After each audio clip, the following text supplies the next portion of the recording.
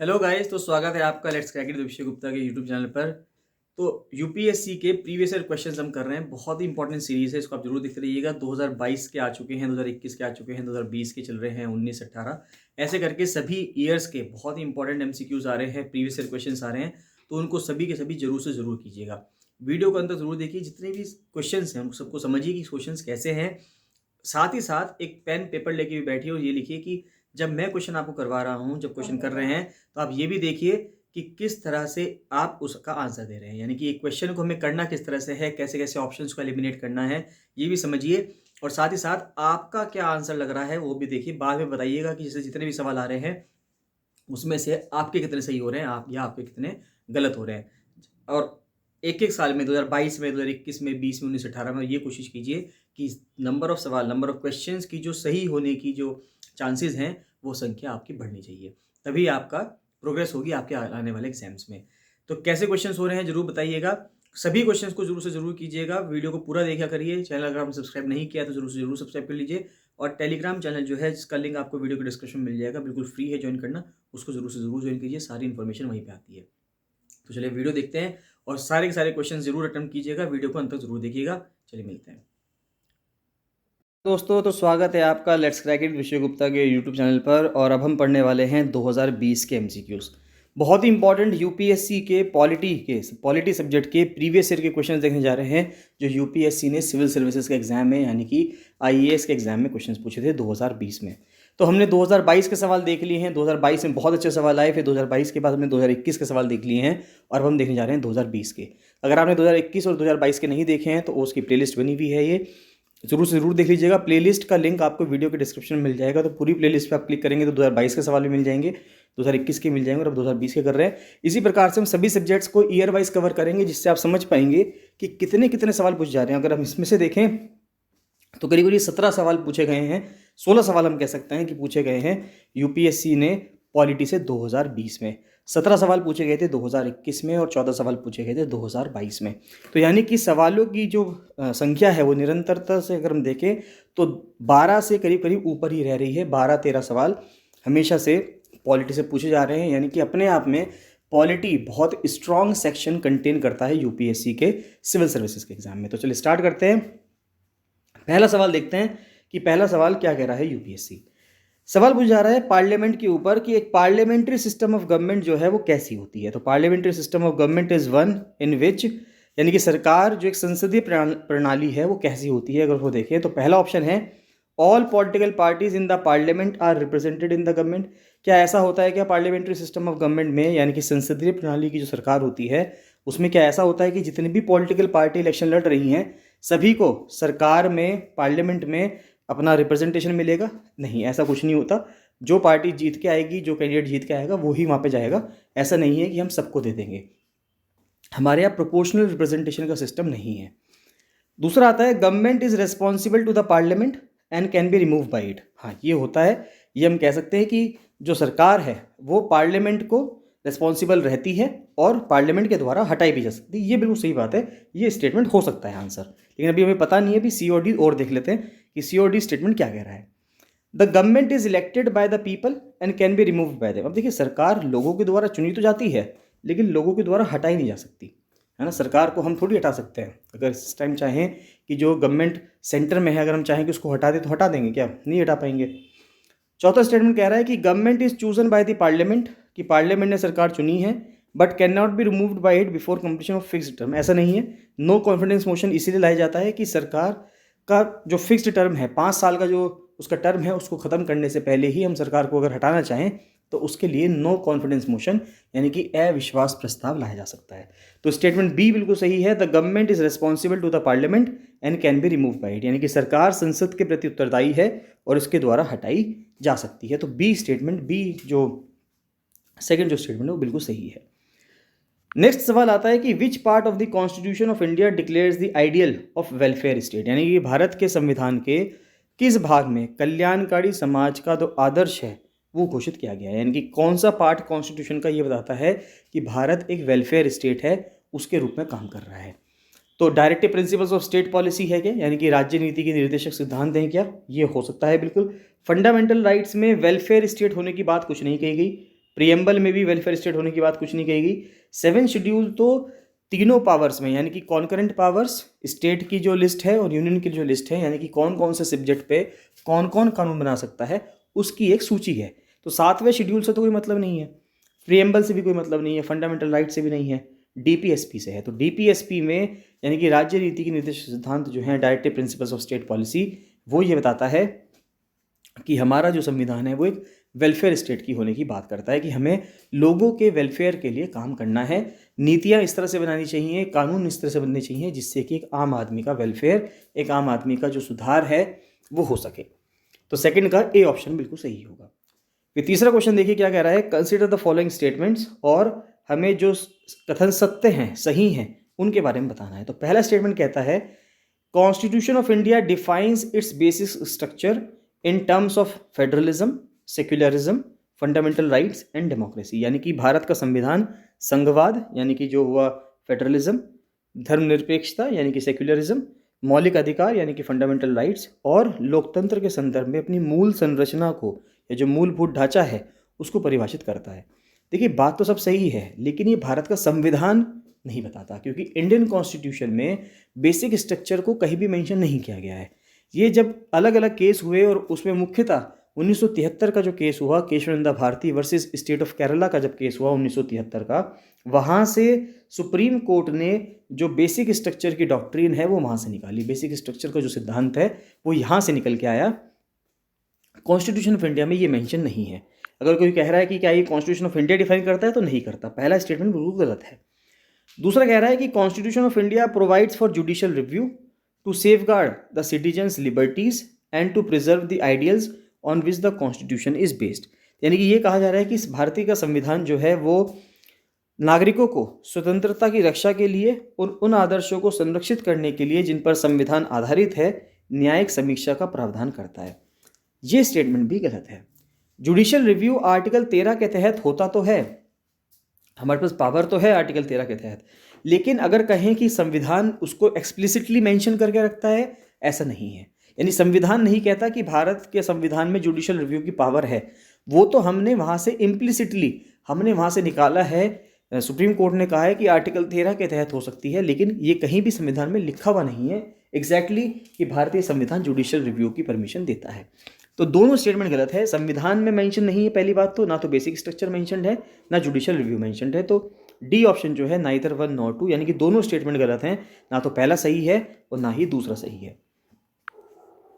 Next question देखते हैं क्या आ रहा है। बहुत ही इंपॉर्टेंट सवाल था कि गांधीज्म और मार्क्सिज्म यानी गांधीवाद और जो मार्क्सवाद है, उन दोनों का एक कॉमन एग्रीमेंट क्या है, यानी कि एक आम समझौता क्या है उन दोनों के बीच में। 4 ऑप्शंस हैं।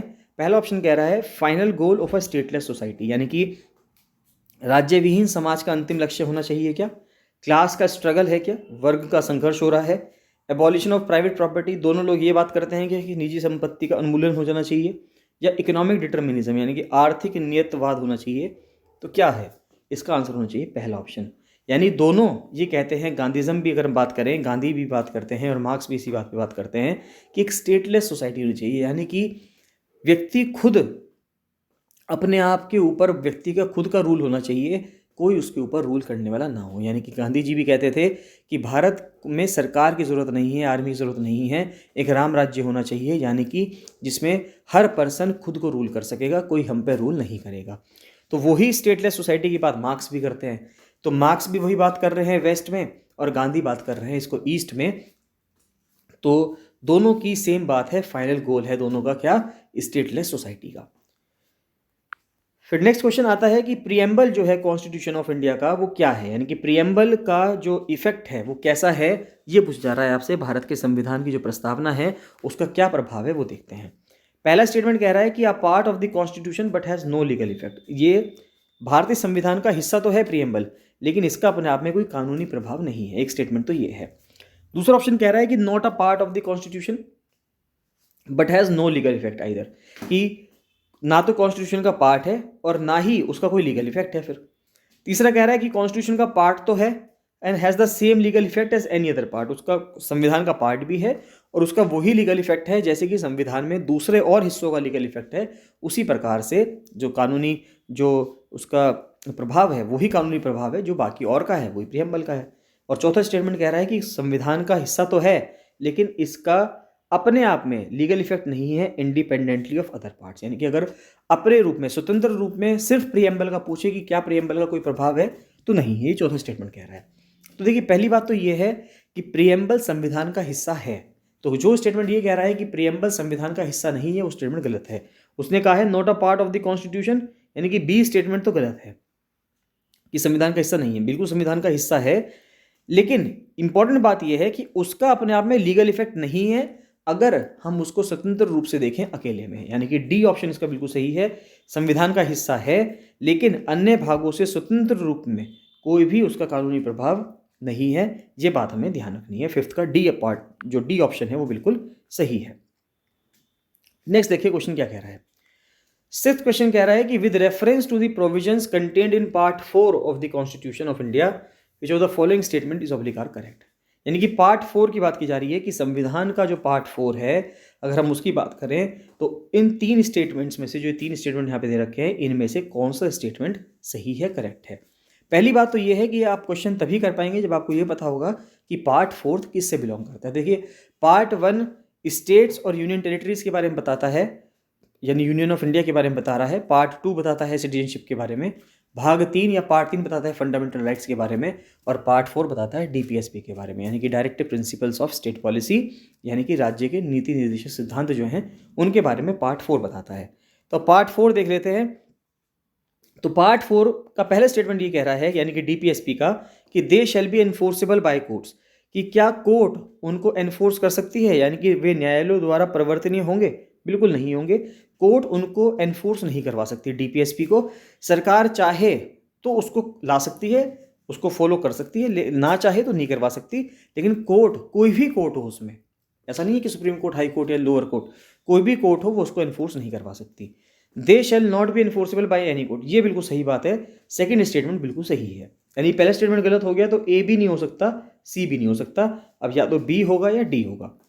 फिर तीसरा स्टेटमेंट कह रहा है the principles laid down in this part are to influence the making of laws by the state, ये बिल्कुल सही बात है कि इस भाग में निर्धारित सिद्धांत राज्य द्वारा कानून बनाने को प्रभावित करने के लिए हैं, बिल्कुल सही बात है, प्रभावित करने के लिए हैं कि जब भी सरकार कानून बनाती है तो कॉन्स्टिट्यूशन मेकर्स का ये सोचना था कि इसमें हम वो चीज़ें डालेंगे जो किसी राज्य को अपनाने में थोड़ी दिक्कतें तो होंगी, लेकिन ऐसा नहीं है कि वो बिल्कुल अपना नहीं सकते, उसको अपना सकते हैं। वो उनको क्या करना पड़ेगा, थोड़ी सी हिम्मत दिखानी होगी और इसको वो बिल्कुल ज़रूर से ज़रूर इसको फॉलो करें, नीति निर्देशक सिद्धांत को, और अपने कानून बनाने की प्रोसेस में उसको लेके आएँ। कुछ आप इस तरह से समझिए जिस तरह की कोऑपरेटिव सोसाइटीज़ की अगर हम बात करें तो कोऑपरेटिव सोसाइटीज़ के बारे में अगर हम देखें तो वो डीपीएसपी में मेंशन्ड है। बाद में आज सरकार उसके लिए एक संविधान संशोधन भी लेके आई है, लेकिन अलग से एक मंत्रालय बना दिया गया है, लेकिन उसको फंडामेंटल राइट्स में या किसी और जगह पे नहीं रखा गया था। तो थर्ड स्टेटमेंट भी सही है, सेकंड स्टेटमेंट भी सही है, तो 2 और 3 ओनली, यानी कि डी ऑप्शन इसका क्या होगा, सही जवाब होगा। सेवेंथ क्वेश्चन कह रहा है कि other than the fundamental rights which of the following parts of the constitution of India reflects the principles and provisions of the universal declaration of human rights 1948। 1948 का जो यूनिवर्सल डिक्लेरेशन है, यानी कि सार्वभौमिक सिद्धांतों जो हैं मानव अधिकार के, जो सार्वभौम घोषणा जो की गई थी 1948 की, उसमें फंडामेंटल राइट्स के अलावा और कौन कौन सी चीज़ें हैं ऐसी भारतीय संविधान की जो प्रिंसिपल्स को, प्रोविजंस को रिफ्लेक्ट करती हैं, यानी कि दर्शाती हैं कि जो यूनिवर्सल डिक्लेरेशन में लिखा गया है वही भारतीय संविधान में लिखा गया है। ऐसी कौन कौन सी चीज़ फंडामेंटल राइट्स, मौलिक अधिकारों के अलावा दिखाती है? प्रियम्बल है क्या, डीपीएसपी है क्या, या फंडामेंटल ड्यूटीज़ हैं यानी कि प्रस्तावना है, राज्य के नीति निर्देशक सिद्धांत हैं, या मौलिक कर्तव्य हैं? तो ये तीनों ही हैं, डी इसका सही जवाब होगा 1, 2 और 3। नेक्स्ट देखिए क्वेश्चन बहुत ही अच्छा सवाल है, बहुत ही समझ वाला सवाल है। 8वां क्वेश्चन देखिए, सवाल कह रहा है in the context of India which one of the following is the characteristic appropriate for bureaucracy. इनमें से कौन सी, भारत के संदर्भ में अगर हम देखें तो कौन सी विशेषता एक ऐसी है जो नौकरशाही के लिए यानी कि ब्यूरोक्रेसी के लिए उपयुक्त है, यानी कि ब्यूरोक्रेसी इनमें से कौन सा काम करती है या किस चीज़ के लिए ब्यूरोक्रेसी है वो देखते हैं। तो पहला स्टेटमेंट कह रहा है an agency widening the scope of parliamentary democracy. क्या ये एक ऐसी संस्था है, एक ऐसी एजेंसी है जो पार्लियामेंट्री डेमोक्रेसी का स्कोप को, दायरे को बढ़ाने का काम कर रही है? क्या इसलिए है क्या ये? दूसरी है an agency for strengthening the structure of federalism, यानी कि जो संघवाद की संरचना है उसको मजबूत करने के लिए एजेंसी है क्या ये। फिर तीसरा है agency for facilitating political stability and economic growth, यानी कि जो पॉलिटिकल स्टेबिलिटी है, राजनीतिक स्थिरता है, क्या ब्यूरोक्रेसी ये काम करती है क्या, और आर्थिक विकास के लिए काम करती है क्या। और चौथा है an agency for the implementation of public policy, यानी कि जो सार्वजनिक नीति बनती है उसके कार्यान्वयन के लिए, उसको एग्जीक्यूशन के लिए ये है क्या ब्यूरोक्रेसी। तो सिंपल सी बात है, जो IAS IPS IFS ऑफिसर्स होते हैं, जो ब्यूरोक्रेसी है, नौकरशाही है, वो किस काम के लिए है, जो पब्लिक के लिए पॉलिसी बनती है उसको बिल्कुल ज़मीन के लेवल पे लोगों के लिए उसको इम्प्लीमेंट करवाना। नहीं कि डी ऑप्शन इसका बिल्कुल सही है कि सार्वजनिक नीति को, पब्लिक पॉलिसी को इम्प्लीमेंट करवाना उसके लिए ही एजेंसी है। नेक्स्ट 9th क्वेश्चन आता है कि निम्नलिखित कथनों पर विचार करना है। Consider the following statements.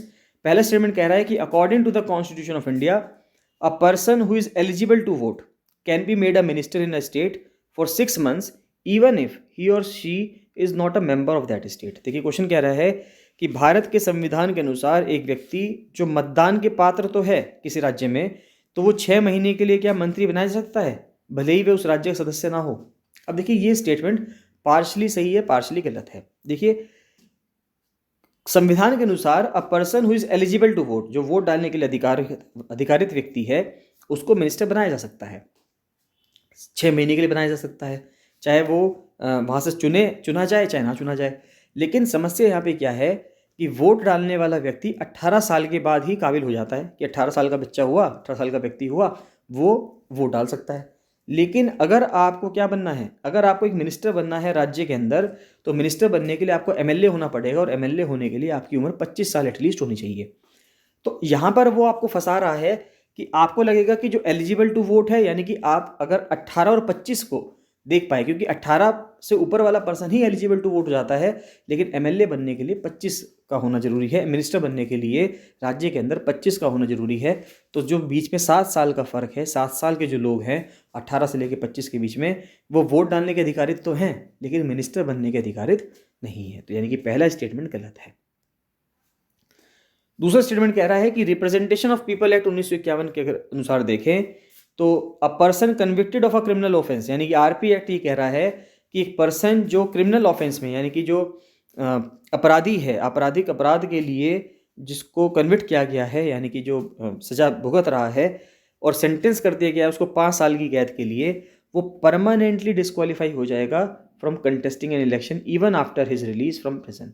ऐसा कुछ नहीं है, RP एक्ट ऐसा नहीं कहता कि अगर किसी पर्सन को जेल में डाल दिया जाए तो वो फिर बाद में कभी इलेक्शन नहीं लड़ सकता। अगर ऐसा होने लगा तो जो पॉलिटिकल पार्टीज़ हैं वो एक दूसरे पे आरोप और प्रत्यारोप लगाकर सभी लोगों को जेलों में भिजवाना शुरू कर देंगी। जो भी पार्टी पावर में होगी वो बाकी अपने जितने भी अपोनेंट हैं सबको जेल में भिजवा देगी, 5-5 साल की उनको सज़ा करवा देगी, वो बाहर निकल के आएंगे, चुनाव ही नहीं लड़ पाएंगे। तो ये स्टेटमेंट बिल्कुल गलत है। तो दोनों स्टेटमेंट गलत हैं। पूछा गया था सही कौन सा है, ना तो पहला सही है ना ही दूसरा सही है। तो डी ऑप्शन इसका बिल्कुल सही है, ना तो 1 और ना ही 2। नेक्स्ट देखते हैं 10th क्वेश्चन क्या कह रहा है। 10th क्वेश्चन कहता है कि प्रेसिडेंट ऑफ इंडिया सम्मन कर सकते हैं एक session of parliament at such place as he oblique she thinks fit, यानी कि भारत का जो राष्ट्रपति हैं वो एक जो पार्लियामेंट का सेशन है उसको सम्मन कर सकते हैं, इसको आहूत कर सकते हैं, बुला सकते हैं उस किसी भी जगह पे जहाँ पे वो फिट मानते हैं। बिल्कुल सही बात है। दूसरा है constitution of India provides for the 3 sessions of the parliament in a year, कि जो भारत का कॉन्स्टिट्यूशन है, भारत का संविधान है, क्या वो 3 सेशंस की बात करता है सरकार की, एक साल के अंदर 3 सेशन होने चाहिए। It is not mandatory to conduct all 3 sessions, लेकिन ये अलग बात है कि तीनों सेशन कंडक्ट करवाने जरूरी नहीं है। देखिए कॉन्स्टिट्यूशन ऑफ इंडिया नहीं कहता है ये 3 सेशन होते तो हैं, monsoon session, budget session, winter session, ऐसे करके 3 सेशन होते तो हैं, लेकिन ये 3 सेशन संविधान ने कहे हैं ऐसा नहीं है। तो कॉन्स्टिट्यूशन ऑफ इंडिया में 3 सेशन नहीं कहे गए, पहली बात तो ये है। और दूसरी बात ये है कि 3 सेशन चाहे हो चाहे ना हो, लेकिन 2 सेशन होने ज़रूरी हैं, या इस तरह से कहें कि एक सेशन और दूसरे सेशन के बीच में 6 महीनों से ज़्यादा का डिफरेंस नहीं होना चाहिए, यानी कि विदिन 6 मंथ्स, विदिन 180 डेज आपको दूसरा सेशन करवा लेना है। तो सरकार इस वजह से एक साल के अंदर 3 सेशन करवाती है। एक बजट सेशन होता है सबसे पहले, बजट सेशन के बाद फिर मॉनसून सेशन आता है, और फिर 1 दिसंबर में विंटर सेशन आता है। फिर थर्ड स्टेटमेंट कह रहा है कि there is no minimum number of days that the parliament is required to meet in a year. ये बिल्कुल सही बात है कि कम से कम कितने दिन तक पार्लियामेंट मिले, ऐसा कुछ भी प्रावधान नहीं है। तो थर्ड स्टेटमेंट सही है। तो 1 और 3 दोनों सही हैं। सी ऑप्शन जो है इसका बिल्कुल सत्य है। नेक्स्ट 11वां सवाल कहता है कि राज्यसभा के पास इक्वल पावर्स हैं लोकसभा की किस क्षेत्र में। Rajya Sabha has equal powers with Lok Sabha in, यानी कि कौन सा ऐसा फील्ड है जिसमें राज्यसभा के पास और लोकसभा के पास सेम ताकतें हैं। तो पहला है the matter of creating knew all India services, यानी कि जो नई अखिल भारतीय सेवाएं बनाने का मामला हुआ। ऐसा बिल्कुल नहीं है। देखिए, अखिल भारतीय सेवाएं ऑल इंडिया सर्विसेज बनाने की स्पेशल पावर राज्यसभा के पास है। आर्टिकल 312 कहता है कि जो राज्यसभा है वो बना सकती है नई ऑल इंडिया सर्विसेज, लोकसभा का उसमें इतनी पावर नहीं है लोकसभा के पास। दूसरा है अमेंडिंग द कॉन्स्टिट्यूशन, संविधान का संशोधन करने के लिए। ये बिल्कुल सही बात है।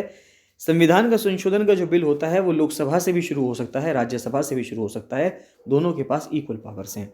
रिमूवल ऑफ द गवर्नमेंट की अगर हम बात करें तो रिमूवल ऑफ द गवर्नमेंट, क्योंकि सरकार लोकसभा के डायरेक्टली रिस्पॉन्सिबल होती है, तो लोकसभा के पास ज़्यादा पावर है सरकार को हटाने की, राज्यसभा के पास इतनी पावर नहीं है। तो थर्ड ऑप्शन भी नहीं होगा। कट मोशन का भी इसमें प्रावधान नहीं होगा। तो अमेंडिंग द कॉन्स्टिट्यूशन, संविधान का संशोधन करने के लिए लोकसभा के पास और राज्यसभा के पास, दोनों के पास इक्वल ताकतें हैं। तो बी ऑप्शन इसमें बिल्कुल सही होगा। नेक्स्ट आता है कॉन्स्टिट्यूशनल गवर्नमेंट बाय डेफिनेशन क्या है अपना में। कॉन्स्टिट्यूशनल गवर्नमेंट क्या होती है, एक संवैधानिक सरकार क्या है। क्या गवर्नमेंट बाय लेजिस्लेचर है, यानी कि विधायिका द्वारा सरकार होती है क्या। पॉपुलर गवर्नमेंट है, लोकप्रिय सरकार है। मल्टी पार्टी गवर्नमेंट होती है, बहुदलीय सरकार होगी, या लिमिटेड गवर्नमेंट है यानी कि सीमित सरकार है। तो एक कॉन्स्टिट्यूशनल गवर्नमेंट क्या होगी, एक कॉन्स्टिट्यूशनल गवर्नमेंट अपना में एक लिमिटेड सरकार होगी। डी ऑप्शन बिल्कुल सही होगा, लिमिटेड सीमित सरकार होगी। क्योंकि संविधान अगर है किसी देश के अंदर, उसके तहत अगर कोई सरकार बनी है तो उसकी ताकतें सीमित होंगी, उसके पास असीमित ताकतें नहीं होंगी। वो कुछ ऐसे कानून नहीं बना पाएगी जो लोगों के खिलाफ हो। कानून के दायरे में रहते हुए, संविधान के दायरे में रहते हुए वो कुछ निर्णय ले सकेगी और कुछ कानून बना सकेगी। तो डी ऑप्शन लिमिटेड सरकार जो है, सीमित सरकार, लिमिटेड गवर्नमेंट, इसका बिल्कुल सही जवाब है। 13वां सवाल देखते हैं। With reference to the funds under the MPLAD scheme. अब देखिए 2020-2019 की अगर हम बात करें, उस टाइम पे बहुत ज़्यादा चल रहा था कि जो MPLAD स्कीम है, क्योंकि उस टाइम पे जब कोरोना आया तो MPLAD के तहत जो पैसा दिया जाता था 2 करोड़ रुपए हर MP को दिए जाते थे कि वो अपने एरिया में खर्चा करवा सकता है, तो उसको ख़त्म कर दिया गया था कोरोना का वजह कहते हुए। तो यहाँ पे सवाल बनना ज़रूरी था, क्योंकि उस टाइम पे पैसे की बहुत ज़्यादा दिक्कतें थी सरकार के पास। तो सरकार ने कुछ ऐसे कानून बनाए थे। तो MPLAD स्कीम के ऊपर सवाल पूछना बहुत लाजमी था, और उस साल सवाल पूछा भी गया। 2020 का पेपर जो अक्टूबर में हुआ, जाके 4 अक्टूबर को हुआ था शायद। With reference to the funds under the members of the parliament local area development scheme, इनमें से आपको बताना है कि कौन सा स्टेटमेंट सही है। पहला स्टेटमेंट कह रहा है कि MPLAD fund must be used to create durable assets like physical infrastructure for health education. बिल्कुल सही बात है। अगर आप हिंदू पढ़ते हैं, इंडियन एक्सप्रेस पढ़ते हैं, तो पहली लाइन यही लिखी आ रही थी उस टाइम पे MPLAD फंड के अंदर कि ये जो MPLAD फंड है ये किस लिए इस्तेमाल किया जाता है, कोई टिकाऊ संपत्ति बनाने के लिए, यानी कि ऐसी हो कि जो लंबे समय तक वहाँ पर रहे। MPLAD का जो फंड है वो इसलिए इस्तेमाल किया जाना चाहिए। फिर दूसरा स्टेटमेंट आता है, पहला स्टेटमेंट बिल्कुल सही हो गया यहाँ पे। दूसरा कह रहा है कि specified portion of each MP's fund must benefit SC/ST population. ये भी बिल्कुल सही बात है कि MP के फंड का, हर मेंबर ऑफ पार्लियामेंट का, हर संसद का जो फंड है, हर सांसद का जो फंड होगा, उससे कुछ SC/ST के जो लोग हैं उनका भी फायदा होना चाहिए, उनका भी बेनिफिट होना चाहिए। ये भी बिल्कुल सही बात है। पहला भी सही है, दूसरा भी सही है। अब तीसरा और चौथे में से देखते हैं कि दोनों सही हैं या दोनों गलत हैं। तो तीसरा कह रहा है कि MPLAD fund are sanctioned on yearly basis, ये हर साल के बेसिस पे आते हैं। एंड द अनयूज्ड फंड्स, यानी कि जो पैसा आपने यूज़ नहीं किया, can not be carried forward to the next year. ऐसा कुछ नहीं है। अगर आपने पैसा एक साल आप इस्तेमाल नहीं कर पाए, उसको पूरा इस्तेमाल नहीं कर पाए, तो वो आगे फॉरवर्ड हो जाएगा। ऐसा नहीं है कि आप जो है उसको पूरा ही आपको इस्तेमाल करना है। और चौथा है कि डिस्ट्रिक्ट अथॉरिटी के पास ये पावर है या उसको करना चाहिए कि हर साल 10% काम जो है कम से कम उसको इंस्पेक्शन करना चाहिए 10% काम का। ये बिल्कुल सही बात है। यानी कि 1, 2, 4 बिल्कुल सही है। तो डी ऑप्शन इसका सही है, केवल 1, 2 और 4। 14th केस आता है। देखिए 14th क्वेश्चन अगर हम देखें तो बहुत ही इंपॉर्टेंट सवाल था और बहुत ही अजीब सा सवाल था जो 2020 में पूछा गया था। पता नहीं कहाँ से लेके आए थे UPSC वाले। सवाल पूछा गया इंडियन हिस्ट्री से रिलेटेड, हालांकि सवाल था ये रखमाबाई केस को लेके। तो 1884 का एक रखमाबाई केस था, मियाँ बीवी का कुछ झगड़ा था यहाँ पे। लड़की छोटी थी, 11-12 साल की थी, लड़का 19-20 साल का था, उनकी शादी हो गई थी। ऐसे करके कुछ केस घूमता है और बात ये आती है कि रखमाबाई केस हुआ था तो ये किस चीज़ के ऊपर हुआ था।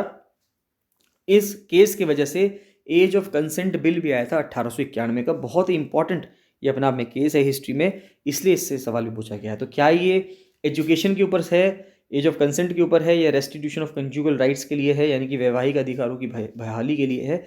तो पहला ऑप्शन नहीं है इसमें, पहला स्टेटमेंट गलत है, क्योंकि पढ़ाई से इसका कोई लेना देना नहीं है, ये है शादी से रिलेटेड। यानी कि दूसरा और तीसरा स्टेटमेंट बिल्कुल सही है, 2 और 3 ओनली, यानी कि बी जो है, बी ऑप्शन इसका बिल्कुल सही होगा, केवल 2 और 3। नेक्स्ट 15वां सवाल देखते हैं, बहुत ही महत्वपूर्ण 15वां सवाल कह रहा है कि भारत में जुडिशरी का सेपरेशन एग्जीक्यूटिव से होना चाहिए, यानी कि जो न्यायपालिका है उसका सेपरेशन होना चाहिए किससे? एग्जीक्यूटिव से, यानी कि कार्यपालिका से। तो कार्यपालिका और न्यायपालिका जो सेपरेशन है वो कौन कहता है? प्रियम्बल कहता है क्या? भारत की प्रस्तावना जो है संविधान की वो कहती है? जो राज्य के नीति निर्देशक सिद्धांत हैं, डीपीएसपी हैं, वो कहते हैं?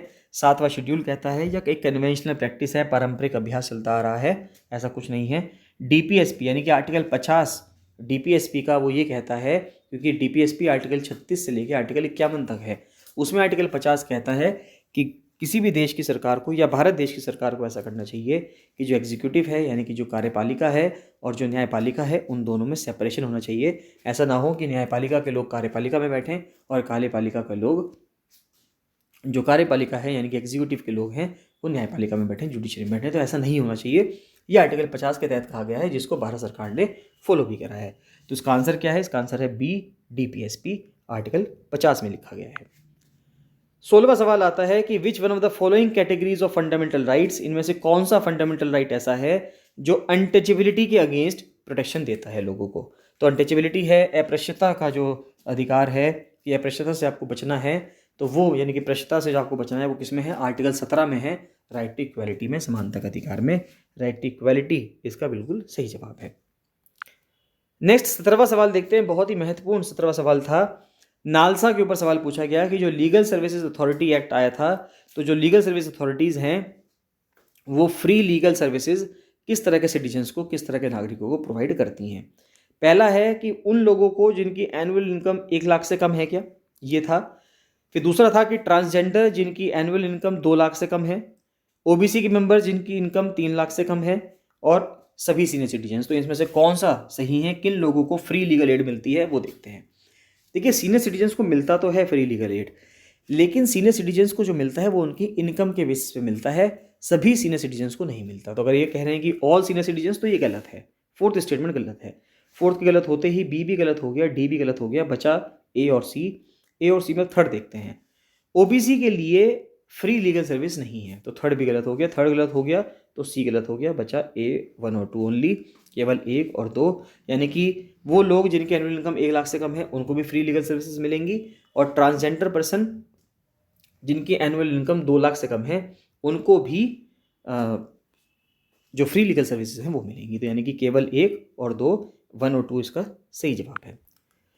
तो ये सभी क्वेश्चंस हैं, 17 क्वेश्चंस। हम देखिए सभी क्वेश्चंस के जो आंसर्स हैं वो मार्क कर दिए गए हैं, यहाँ पे मार्क कर दिए हैं।